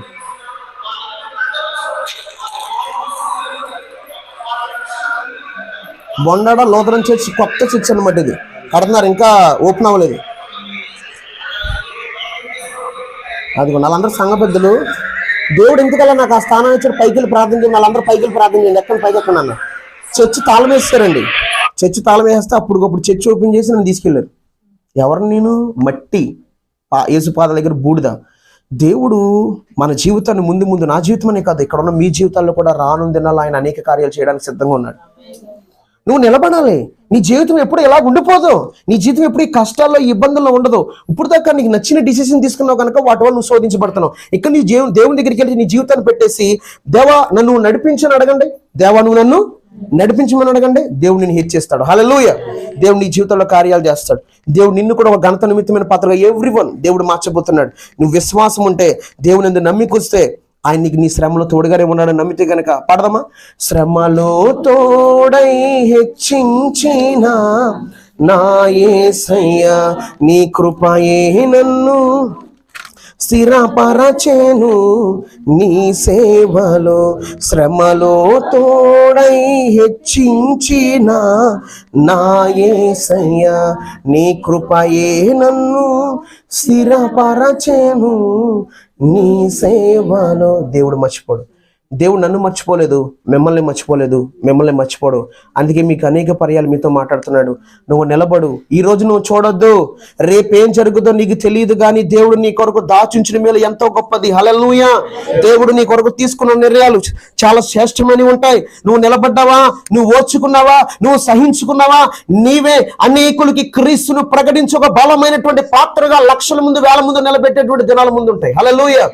నువ్వు నిలబడాలి, దేవునితో నడవాలి. దేవునితో నడిచినప్పుడు, దేవుని కొరకు ఓర్చుకున్నప్పుడు నీ జీవితాన్ని దేవుడు అనేకులకి పంచి పెడతాడు. హల్లెలూయా. ఏం చేస్తాడు? నీ సాక్ష్యాన్ని పంచి పెడతాడు. నీ సాక్ష్యం పట్టిన అందరూ ఇంటికి వెళ్ళి డిస్కషన్ చేసుకుంటారు. ఆ బిడ్డలు ఇన్ని కష్టాలు పడిందంట, అసలు దేవుడు ఏం నిలబెట్టాడు అని చెప్పించుకుని ఆయన నామం మహిమ పొందబోతుంది. హల్లెలూయా. నువ్వు నిలబడతావు. మరి ఎందుకు వచ్చిన బ్రతికిది? ఇలాగ అనుకుంటారు కదా కొంతమంది. ఏమనుకుంటారు? చెప్పండి గట్టిగా. అనుకోరు ఎప్పుడు? మీరు అనుకోలేదా? అయితే మీరు చాలా మంచి అయితే, అమ్మో ఎందుకు వచ్చిన బతికిది, ఎందుకు వచ్చిన జీవితం ఇది అని అనుకోరా? అందుకే పిల్లరా ఓర్చుకుంటారు. ఇక్కడి నుంచి ఏం చేస్తారు? ఓచుకుంటారా? మీరు నిజమే పలకండి. ఎన్ని కష్టాలు వచ్చినా, ఎన్ని ఇబ్బందులు వచ్చినా వాక్యానికి విరుద్ధమైన మాట ఏది చెప్పకండి. వాక్యం పట్టుకుని నడవండి, సత్యమే చెప్పండి, నిజమే పలకండి. దేవుడు మిమ్మల్ని హెచ్చించబోతున్నాడు. హల్లెలూయా. దేవుడు మిమ్మల్ని హెచ్చించబోతున్నాడు. దేవుడు మిమ్మల్ని నిలబెడతాడు. దేవుడు మిమ్మల్ని ఆశీర్వదిస్తాడు. దేవుడు మీ పరిస్థితి మార్చి నువ్వు లేమి కాదు, నువ్వు 10 మంది పెట్టే స్థితిలో ఆయన నిలబెట్టగలడు. హల్లెలూయా. నువ్వు కొంతమందికి సహాయం చేసేటువంటి స్థితిలో ఆయన పెట్టగలడు. హల్లెలూయా. దేవుడు పెట్టగలడు. నీ జీవితాన్ని మార్చగలడు. నీ జీవితాన్ని మార్చగలడు. అందుకే ఇక్కడి నుంచి అయినా దేవుని చిత్తానికి దేవుడు దగ్గర చాలా నీతిగా యథార్థంగా ఉండండి. దేవుడు మీరు వెళ్తున్న కష్టాల్లో ఓచుకోండి. ఏం చేయాలి? ఓచుకోండి. ఈరోజు పాఠం ఏంటంటే ఓచుకోండి, ఓచుకోండి, ఓచుకోండి. ఓచుకుంటే మీ జీవితాన్ని దేవుడు మారుస్తాడు. చూడండి ఒకసారి రోమీయులకు రాసిన పత్రిక 8:35 కూడా మనం ఒకసారి చదువుకుందాం, ఇంకా ముగించుకుందాం. Romans chapter 8:35. క్రీస్తు ప్రేమ నుండి మనల్ని ఎడబాపు వాడెవడు? శ్రమైన, బాధైన, హింసైన, కరువైన, వస్త్రహీనతైన, ఉపద్రవమైన, ఖడ్గమైన మనల్ని ఎడబాపునా? చెప్పండి. క్రీస్తు ప్రేమ నుండి ఎవరు కూడా మిమ్మల్ని ఎడబాపులో. శ్రమలు వస్తాయని బైబిల్ చెప్తుందండి. ఏ శ్రమ రాదంటే కనుక అబద్ధ బోధ. అది చెప్తున్నా. ఏంటి ఏ శ్రమ రాదా పాస్టర్ గారు అంటే మేము అబద్ధం చెప్పినట్టు అబద్ధ బోధ. శ్రమ ఖచ్చితంగా వస్తుంది. తర్వాత బాధ కూడా వస్తుంది. హింసిస్తారు, హింస కూడా వస్తుంది. కరువు కూడా వస్తుంది. కొన్నిసార్లు భోజనం ఉండదు, కొన్నిసార్లు ఇంట్లో సరుకులు ఉండవు, కొన్నిసార్లు చేతిలో డబ్బులు కూడా ఉండవు. కరువు వస్తుంది. కొన్నిసార్లు వస్త్రహీనత కూడా వస్తుంది, ఉపద్రవం వస్తుంది, ఖడ్గం కూడా వస్తుంది. ఇలాంటివన్నీ వస్తాయట. మనల్ని ఇవి వచ్చినా కానీ మనల్ని క్రీస్తు ప్రేమ నుండి మాత్రం ఎడబాపంట. హల్లెలూయా. వస్తాయని బైబిల్ చెప్తుందండి, రావని బైబిల్ చెప్పట్లా. కానీ మనం ఓచుకుంటే, ఇలాంటి పరిస్థితి అన్నింటిలో మనం ఓచుకున్నప్పుడు దేవుడు ఏం చేస్తాడంటే 2 దీవెన ఆశీర్వాదాన్ని ఇస్తాడు. హల్లెలూయా. దేవుడు హెచ్చిస్తాడు. దేవుడు నీ జీవితం ఈ రోజుతో అయితే ముగించుకోవాలా. దేవుడు నెక్స్ట్ పేజీ ఓపెన్ చేయడానికి సిద్ధంగా ఉన్నాడు. నీ నమ్మకత్వాన్ని బట్టి, నీ నీతిని బట్టి, నీ పరిస్థితిని బట్టి, నువ్వు దేవుడికి ఇచ్చిన మాట. ఈ కష్టాల్లో దేవుడు కొన్ని మాట ఇచ్చేస్తారు, తగ్గిచ్చేస్తారు. అందరూ కూడా ఇలా చేస్తాను, ఇలా చేస్తాను, ఇలా చేస్తాను. కొంచెం గొట్టెక్కిన తర్వాత, కొంచెం జీవితంలో మార్పు వచ్చిన తర్వాత అవన్నీ మర్చిపోతారు చాలా మంది. అవునండి కదా? మర్చిపోవద్దు. నువ్వు దేవుడికి ఏ మాట ఇది ఇచ్చావు ఆ మాట ఇవ్వాలి, లేకపోతే ప్రమాదం. నెరవేర్చుకోవాలి, నిలబెట్టుకోవాలి. ఒకరోజు యాకోబు దేవునికి ఒక మాట ఇచ్చాడు. ఏ మాట ఇచ్చాడు చెప్పండి? మాట ఇచ్చాడు. ఇచ్చాడా లేదా? కట్టాడండి? ఎడగిలిపోయాడు? చెప్పండి. అడిగిపోయాడు. చెప్పండి బాబు, మీకు వాక్యం తెలుసు నాకంటే బాగా. చెప్పండి. ఎక్కడికి వెళ్ళిపోయాడు యాకోబు? సుక్కోతికి వెళ్ళి పాకలు వేసుకున్నాడు. ఎక్కడికి వెళ్ళాలి? బేతేలికి వెళ్ళాలి. దేవుడు వెళ్ళినప్పుడు నువ్వు ఆశించి దీవించావంటే అస్సలు ఇక నేను మందిరం కట్టేస్తానంటే ఏస్తున్నాము. హల్లెలూయా అన్నాడు. వచ్చినప్పుడు మందిరం లేదు, ఏం లేదు. ఏం జరిగింది అక్కడ? చెప్పండి. ఏం జరిగింది? ఎల్లకోన ప్రాంతానికి వెళ్ళాడు. ఏం జరిగిందమ్మా? కుమార్తె చెరపబడిపోయింది అక్కడ. ఏమైందండి? అదేదో బేతేలకు వస్తే కుమార్తె చెరపబడుతుందండి అక్కడ. అప్పుడు బుద్ధి వచ్చింది. ఓ నేను అనవసరంగా ఇక్కడికి వచ్చాను, ఎందుకు వచ్చాను? పిల్లలు ఏమో నరహంతుకులు అయిపోయారు, కుమార్తె ఏమో చెరపబడింది. పదండి రా బాబు అని చెప్పి అందరిని బేదలు తీసుకెళ్ళాడు. అప్పుడు తీసుకెళ్ళాడు. ఈ రోజున దేవుడికి నువ్వే ఏదైతే కష్టాల్లో ఉన్నప్పుడు ఒక నిబంధన చేస్తావు, అది దేవుడిని బ్లెస్ చేస్తాడు, ఖచ్చితంగా బ్లెస్ చేస్తాడు. ఎందుకంటే 2 రోజులు భోజనం లేదో చచ్చిపోతారు మనుషులు. చెప్పండి. అవునా కదా? దేవుడు ఏమాత్రం వదలడు. హల్లెలూయా. ఓచుకో. దేవుడికి నువ్వు ఏ మాట ఇచ్చావో ఆ మాట జ్ఞాపకం చేసుకుని రిమెంబర్ చేసుకో. ఎప్పటికప్పుడు మైండ్లో గుర్తుపెట్టుకో. నేను దేవుడు హెచ్చించిన తర్వాత, నీ పరిస్థితి మారిన తర్వాత అది కూడా నువ్వు నిలబెట్టుకోవడానికి సిద్ధంగా ఉంటే దేవుడు తోడే ఉండబోతున్నాడు. హల్లెలూయా. తోడే ఉండబోతున్నాడు. ఈ రోజున మనం నేర్చుకుంటున్నాం కొన్ని విషయాలు. ఓచుకోండి. మోకరించగల మోకరించండి, మోకరించగల మోకరించండి. ఈరోజు పెద్ద ప్రసంగం ఏమీ లేదు. దేవుని ఆత్మ ద్వారా కొన్ని విషయాలు మీతో చెప్పాను. తర్వాత పాటలు పాడడానికి ప్రభు కృప చూపించారు. నా జీవితాన్ని మార్చిన దేవుడు, నా జీవితాన్ని పాటలు రాసే కృప ఇచ్చిన దేవుడు నీకు కూడా ఇవ్వగలడు. నీ జీవితాన్ని కూడా మార్చగలడు. నీ జీవితాన్ని కూడా ఆశీర్వాదకరంగా ఉంచగలడు. నీ జీవితాన్ని కూడా హెచ్చించగలడు. ఓచుకో, ఓచుకో. ఇజ్రాయెల్ ఓచుకున్నాడు. ఇజ్రాయెల్ ఓచుకుంటే దేవుడు ఆశీర్వదించాడు. ఇజ్రాయెల్గా నేను ఓచుకున్నప్పుడు, దేవుని మాట విన్నప్పుడు దేవుడు నా జీవితాన్ని మార్చాడు. ఓచుకో. ఓచుకుంటే దేవుడు నిన్ను ఆశీర్వదిస్తాడు. నీకు 1 రోజుకే 2 రోజుకే నువ్వు నీకు ఇబ్బందిగా ఉంటే, నేను సంవత్సరాలు పడ్డాను మా తల్లిదండ్రులతో. ఎన్ని సంవత్సరాలు పడ్డానండి? సంవత్సరాలు పడ్డాను మా తల్లిదండ్రులతో. ఆ తర్వాత దేవుడు దీవెనకరంగా ఈరోజు నా తల్లిదండ్రులు పక్కన కూర్చున్న వాక్యం వినే స్థితి ఇచ్చేసాడు దేవుడు. హల్లెలూయా. ఇలా జరుగుద్దని నేను ఎప్పుడు అనుకోలేదు. వచ్చి వాక్యం వింటారు, కూర్చుంటారు, ఇలా జరుగుద్ది, ఇక్కడ ప్రేయర్ జరుగుతుంది. నేను ఊహించలేదు. ప్రీతి అని బట్టి దేవుడు నీ కొరకు అద్భుతమైనటువంటి ద్వారాలు చెరబోతున్నాడు. దేవుడు అద్భుతమైన కార్యాలు చేయబోతున్నాడు. దేవుడు అద్భుతాలు చేయాలంటే కనుక ఓచుకో, ఓచుకో, ఓచుకో. దేవుణ్ణి అడుగు. మీరు దేవుని చిత్తం నెరవేర్చిన వారైతే మీకు గొప్ప ఓరిమి అవసరం ఉంది. కాబట్టి మీ ధైర్యం విడిచిపెట్టి దాన్ని ప్రతిఫలంగా ఒక గొప్ప బహుమానం, ఒక గ్రేట్ రివార్డ్ ఆయన ఇవ్వబోతున్నాడు. ఒక గ్రేట్ రివార్డ్ ఇవ్వబోతున్నాడు ఆయన. నమ్మికుంచి ప్రీతి అనబడ్డా. దయచేసి ఓచుకో, ఓచుకో, ఓచుకో. దేవుని దగ్గర ఒక సరైనటువంటి ప్రార్థన చేయి. నేను ఓర్చుకోవాలనుకుంటున్నాను ఇక నుంచి. ఓర్చుకున్నావా, నీ జీవితాన్ని అనేకులకి చూపిస్తాడు. నువ్వు ఓర్చుకున్నావా, నీ జీవితాన్ని అనేకులకు ఆశ్చర్యంగా ఉంచుతాడు. నువ్వు ఓర్చుకున్నావా, నీ జీవితం ద్వారా ఆయన మహిమ పొందుతాడు.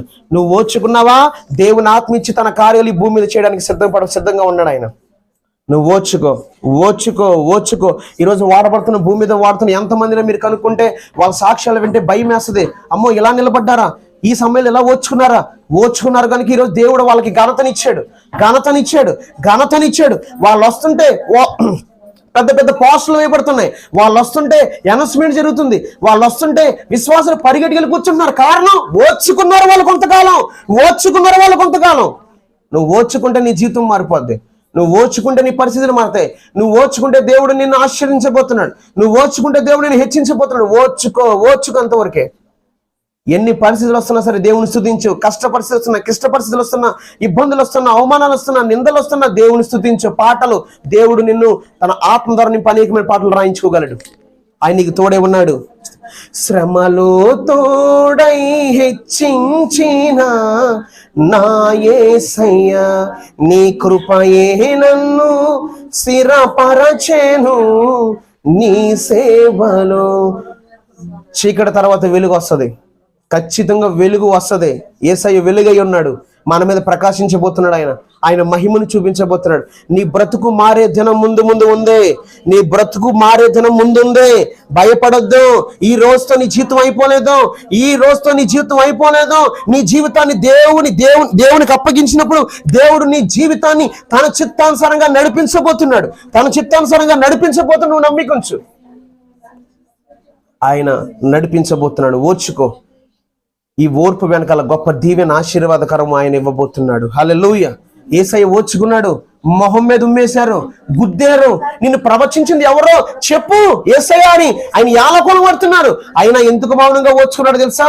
తండ్రి చిత్తం చేయాలి. తండ్రి చిత్తం చేసిన తర్వాత ఈ ప్రతి నాలుక ఆయన ఒప్పుకుంటది, ప్రతి మోకాలు ఆయన ఎదురు వంగుతుందా నీకు తెలుసు. ఆయన ఓర్చుకున్న తర్వాత దేవుడు అద్భుతమైనటువంటి స్థితిని తండ్రి అనే దేవుడు యేసయ్యకి ఇచ్చాడు. ఈ రోజు నన్ను ఓర్చుకుంటే నీ జీవితంలో ఆయన ఏం చేస్తాడో నేను చెప్పలేను, కానీ ఖచ్చితంగా నువ్వు ఆయన కార్యాలు చూస్తావని మాత్రం నేను చెప్పగలను. హల్లెలూయా. ఓర్చుకో. నీ భర్త ద్వారా ఎదురవుతున్నటువంటి పరిస్థితి, నీ కుటుంబీకుల ద్వారా ఎదురుతున్నటువంటి పరిస్థితి, ఎన్ని మాటలు నీకు వస్తున్నా సరే నువ్వు తప్పు చేయలేదు కదా, నువ్వు దేవుని తొలగిపోలేదు కదా, నువ్వు దేవుడికి భయపడుతున్నావు కదా. ఎందుకు భయపడుతున్నావు? నీతిమంతులు సింహం వలె ధైర్యంగా ఉంటారని బైబిల్ చెప్తుంది. సింహం వలె ధైర్యంగా ఉండాలి. సింహం ఎంత ధైర్యంగా ఉంటుందో, యూదా గోత్రపు సింహం పిల్లలు మనం అంత ధైర్యం కలిగి ఉండాలి. ఆ శ్రమ వచ్చినప్పుడు నిలబడ్డావా? మా నాన్నగారు కొట్టినప్పుడు నేను నిలబడపోతే ఈరోజు ఇక్కడ నిలబడతానా? తల మీద ఆయన కర్రిచ్చి కొట్టడానికి వచ్చినప్పుడు నేను పాడిపోయి ఉంటే, లేదంటే ఏంటి యేసయ్య నాకు ఈ భక్తి వద్దనుకుంటే ఇక్కడ నిలబడతానా? దేవుడు నా తల బద్దలనివ్వలేదు, కానీ ఈ రోజున అదే తలలోంచి పరిశుద్ధాత్మ అనేక పాటలు రాయించాడు. హల్లెలూయా. దేవుడు మర్చిపోవడం, దేవుడిని విడిచిపెట్టడం దేవుడు చూస్తున్నాడు. ఓర్చుకో. నీ జీవితం మారబోతుంది. ఎవ్రీవన్ చూసుకోండి. జీవితం మారాలా? ఓర్చుకో. జీవితం ఆశీర్వదకరంగా ఉండాలా? ఓర్చుకో. ప్రతి చిన్న విషయానికి కోపం వచ్చేస్తుందా? ప్రతి చిన్న విషయానికి బూతులు వచ్చేస్తున్నాయి చూడండి. ప్రతి చిన్న విషయానికి ఎడపెడ తిట్టేస్తున్నారు కొంతమందిని. అయితే నీలో క్రీస్తు ప్రేమ లేదు, నీలో దేవుని ఆత్మ నివసించట్లేదు. నువ్వు ఓర్చుకో. నీకు కీడు చేసినప్పుడు కూడా బైబిల్ చెప్తుంది, నీ శత్రును కూడా ప్రేమించు. వాడు ఆకలితో ఉంటే కనుక వాడు భోజనం పెట్టని బైబిల్ చెప్తుంది. హల్లెలూయా. నువ్వు ప్రార్థన చేయంతే. ప్రార్థన చేయి. ఆ వ్యక్తిని మార్చు ప్రభా, ఆ వ్యక్తిని సరిదిద్దు ప్రభా, ఆ వ్యక్తి మనసు మార్చండి ప్రభా. నువ్వు ప్రార్థన చేయ తప్ప నీకు నోరుంది కదా అని చెప్పి నువ్వు పెడి 4 వదిలేస్తే దేవుడు కలగజేసుకోడు. నీ విషయంలో దేవుడు కలగజేసుకోడు. ఎందుకంటే పగ తీర్చుట నా పని, నాయన తీర్చుట నా పని. ఆయన పని అండి, అది ఆయన పని. ప్రార్థన చేసుకో. ఇంకా ఎలాంటి ఒత్తిడి వచ్చినా సరే నేను ఓర్చుకోవాలి తప్ప ఏ మాత్రము కూడా నీ వాక్యాన్ని విరుద్ధంగా నేను బ్రతకూడదు ప్రభా. దేవుడు పరిశుద్ధాత్మ ద్వారా మీ హృదయాల్లో దేవుని ప్రేమను కుమ్మరిస్తాడని బైబిల్ చెప్తుంది. రోమిల్ రాసిన పత్రిక 8వ అధ్యాయం 5వ అధ్యాయం 4వ వచనం. చదువునాను ఒకసారి చెల్లి, ఎవరొకరు చదవండి. ఎవరొకళ్ళు రోమిల్ రాసిన పత్రిక 5వ అధ్యాయము చదవండి ఒకసారి. అయితే దేవుడు మన ఎడల తన ప్రేమను వెల్లడిపరచుచున్నాడు. దాని ముందు రిఫరెన్స్ చదువునాను. నీతి మంతుని కొరకు సహితము పరిశుద్ధాత్మ ద్వారా దేవుని ప్రేమ కుమ్మరించబడుతున్న రిఫరెన్స్ అంటే చూడమని అక్కడే. సిగ్గుపరచదు. మనకు అనుగ్రహింపబడిన పరిశుద్ధాత్మ ద్వారా ప్రేమ ఎస్ చదువున్నాను చెల్లి. హృదయములలో కుమ్మరింపబడి ఉన్నది. హల్లెలూయా. దేవుడు నువ్వు శ్రమలో ఉన్నప్పుడు, ఓర్పు ఉన్నప్పుడు దేవుడు ఖాళీగా ఉన్నాడా? ఏం చేశాడమ్మా? అక్కడ మనకి పరిశుద్ధాత్మ ద్వారా దేవుని ప్రేమని మన హృదయాల్లో కుమ్మరిస్తున్నాడట. దేవుడి పని దేవుడు చేస్తున్నాడు. అపవాది ఏంటంటే ఎంత అలాగ రెచ్చిపోతాడు అపవాది. అపవాదిని పాదాల కింద చెదగ త్రొక్కే దినం ఉంది, భయపడద్దు. హల్లెలూయా. దేవుడు నీతోనే ఉన్నాడు, దేవుడు నీతోనే ఉన్నాడు. ఎదిరించి అపవాదిని. యేసు దగ్గరికి అపవాది వచ్చినప్పుడు ఏం చెప్పాడు యేసయ్య? వాక్యం ద్వారా సమాధానం చెప్పాడు, వాక్యం ద్వారా జవాబు ఇచ్చాడు. పారిపోయింది అపవాది. కృంగిపోవడం కాదండి, కృంగిపోవడం కాదు. నేను ఇంకా దేవుని స్తుతిస్తాను. మీకు తెలుసా, మీకు ఒక విషయం, మా తల్లిదండ్రులు కొట్టినప్పుడు కానీ నేను ఇంకా వీళ్ళెవరో రక్షించబడి ఇంకా దర్శనం చూడక ముందే అనుకుంటా, నన్ను కొట్టేవారు. కొన్నిసార్లు ఇబ్బందికరమైన మాటలు వచ్చాయి. మా ఇంట్లో చాలా గొడవలు జరుగుతూ ఉండే, ఎప్పుడు కూడా భయంకరమైన గొడవలు జరుగుతూ ఉండే. యథార్థంగా చెప్తున్నా, మా తల్లిని కూర్చోబెట్టాడు కానీ మీరు. కానీ అలాంటప్పుడు నేను ఏం చెప్పాను తెలుసండి? నిజంగా డిసప్పాయింట్ అవ్వడం నాకు ఎప్పుడు నేర్పించలేదు దేవుడు. నేను ఒక మాట చెప్పేవాడిని, యేసయ్యా నేను ఇంకా ప్రేమిస్తాను, యేసయ్యా నీ సేవ ఇంకా నమ్మకంగా చేస్తానయ్యా, యేసయ్యా నేను ఇంకా ప్రేమిస్తానయ్యా అని నేను చెప్పాను. ఈ రోజు నన్ను ఇక్కడ నిలబెట్టాడు దేవుడు. హల్లెలూయా. మీరు నమ్మినా నమ్మకపోయినా అలాంటి పరిస్థితుల్లో, అలాంటి భయంకరమైన స్థితిలో నేను యేసయ్యకి మాట చెప్పేవాడినండి. మీరు నమ్మినా నమ్మకపోయినా నాకు దేవుడే సాక్షి. చెప్తావా? ఇక్కడి నుంచి అయినా సరే మోకరించండి, ప్రార్థన చేసుకోండి, భారం కలిగి దేవుణ్ణి అడగండి. ప్రభా ఈ రోజు నువ్వు నాతో ఏం మాట్లాడావో, ప్రతి ప్రసంగం ఏం జరగలేదు. ఈ రోజున దేవుడు తన చిత్తానుసారంగానే జరగాలి. మీకేం చెప్పాడో అది ఒకసారి మీరు జ్ఞాపకం చేసుకుని ఓర్చుకుంటే దేవుడు మీ జీవితాలు ఇతరులకు ఆశీర్వాదకరంగా మారుస్తాడు. ప్రియ చెల్లి, ప్రియ సహోదర, ఎవ్రీవన్, దేవుడు మిమ్మల్ని ఛేదరించుకోడు, దేవుడు మిమ్మల్ని అసహించుకోడు. దేవుడు ఇంత పాపాలు చేశావు, నువ్వు ఇంత చండాలమైన స్త్రీవా, నాకు వద్దు, నువ్వు ఇంత చండాలమైన పురుషుడువా, వద్దురా బాబు, నువ్వు నా దగ్గర రాకనండు. దేవుడు ఎవరినైనా క్షమిస్తాడు. దేవుడు ఎవరికైనా తన కృపనిస్తాడు. దేవుడు ఎవరినైనా సరే ఆశీర్వదిస్తాడు. దీనులు సింహాసనం ఎక్కిస్తాడు మన దేవుడు, దీనులు లేవనెత్తడం మన దేవుడు. నీ పరిస్థితి మార్చగల దేవుడు నువ్వు కలిగి ఉన్నావు, నీ స్థితి మార్చగల దేవుడు నువ్వు కలిగి ఉన్నావు, నీ అప్పు నుంచి విడిపించగల దేవుడు నువ్వు కలిగి ఉన్నావు, నీ కుమారుని మార్చగల సమర్థులు నువ్వు కలిగి ఉన్నావు, నీ కుమార్తెను మార్చగల సమర్థులు నువ్వు కలిగి ఉన్నావు, నీ అప్పులు, నీ పరిస్థితి అంతా మార్చగల దేవుడు నువ్వు కలిగి ఉన్నావు. హల్లెలూయా. ప్రార్థన చేసుకో, భారం కలిగి ప్రభు దగ్గర భారం కలిగి ప్రార్థన చేసుకో. నీ ప్రార్థన ఆయనకి వినబడాలి, నీ ప్రార్థన ఆయనకి వినబడాలి. చెప్తున్నా, నీ ప్రార్థన ఆయనకి వినబడాలి. ఆపండి ఆఫీసర్ నవ్వు గారు, నీ